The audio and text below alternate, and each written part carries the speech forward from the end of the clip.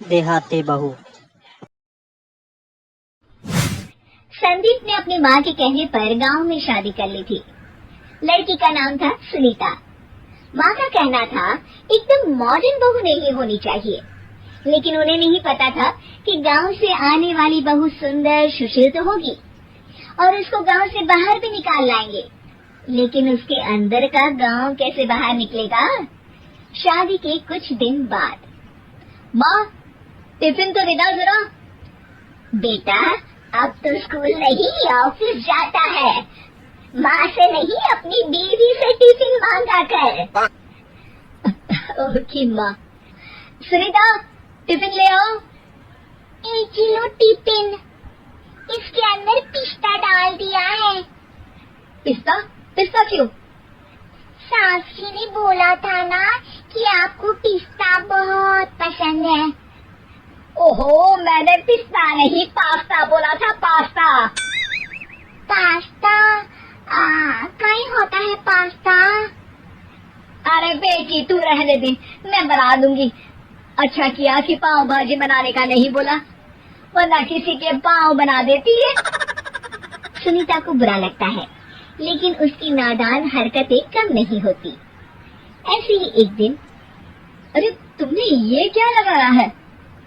अरे आप वो फूस फूस करके लगाते हैं ना, वही। डियो?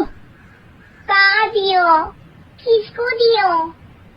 अरे वही ना जिससे खुशबू आती है। हाँ हाँ सही पकड़े हैं।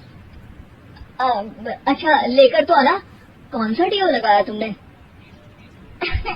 अभी लेकर आते हैं जी। संदीप की बात मानकर सुनीता अंदर से खुशबू वाला फुसफुस लेकर आती है। ओएमजी! ओएमजी मतलब ओ माय गणेश ना। अरे ओएमजी छोड़ो, ये खुशबू वाला फुसफुस की बात कर रही थी तुम? हाँ इसी की, फिर से सही पकड़े हैं। अरे देवी, लेकिन आप सही नहीं पकड़े हैं, ये डियो नहीं है। डियो नहीं है तो क्या लियो है? अरे ये रूम फ्रेशनर है, जिसको कमरे में छिड़कते हैं, खुद पर नहीं। कोई बात नहीं, माँ कहती थी आत्मा किराएदार है, शरीर एक किराए का कर्म। हम शरीर पे ये डालिए तो क्या फर्क पड़ जाएगा। अरे बहू, ओ बहू, मेरे लिए फल तो ले आ, फिर मैं बाजार जाऊंगी। सुनीता अपनी सास के लिए फल लेकर आती है। अरे बेटा पपीता, तरबूज और सेब फल ऐसे कैसे खा लूं, काट कर तो ले आ। माँ जी मेरे गांव में तो खेत से उठा के सीधा खा लेते हैं। अरे ये तेरा गांव नहीं है ना। अरे संदीप तू ही कुछ समझा देना इसको बेटा। मैं कैसे समझाऊं माँ, ये तो माइक्रोवेव को भी भट्टी बोलती है। कल मैंने बोला हाय कैसे हो, तो बोलती है किसी को हाय नहीं लगानी चाहिए। अरे सुनीता तेरा क्या होगा? अभी तो कैसे बताऊं माँ जी, अभी हम कुछ करेंगे फिर पता चलेगा क्या होगा, लड़का या लड़की। भगवान कहाँ से आ गई है? रामपुर से जी, आप ही तो लेकर आए थे मुझे। अरे मुझे माफ कर दो। पहले कोई गलती तो करिए जी, आपकी तो सारी गलती माफ कर देंगे हम। हाँ अरे बहू मेरी बात सुन, फल यानी कि फ्रूट जब भी लाए ना तो काट कर लाना, ठीक है? जी ठीक है माँ जी, फल यानी फ्रूट यानी काट के लाऊंगी। सुनीता रोज ही कोई ऐसी हरकत कर देती जिसकी वजह से उसे घर में 2 बातें सुननी पड़ती। एक दिन, माँ मेरे बॉस घर पर आने वाले हैं शाम को, उनका बर्थडे है, फैमिली साथ नहीं रहती उनके, तो यही पार्टी कर लेंगे, उनको अच्छा लगा तो शायद मेरा प्रमोशन भी हो जाएगा।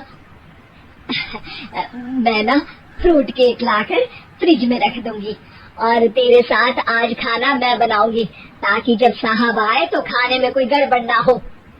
शाम को जब सारी तैयारियां हो जाती है, संदीप के साथ बड़े साहब भी घर आते हैं।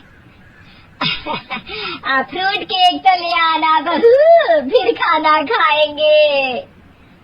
अरे इस सब की क्या जरूरत थी, आपने बुलाया वही काफी है। सर, आपका परिवार शहर में नहीं है तो हम ही आपके परिवार जैसे हैं सर।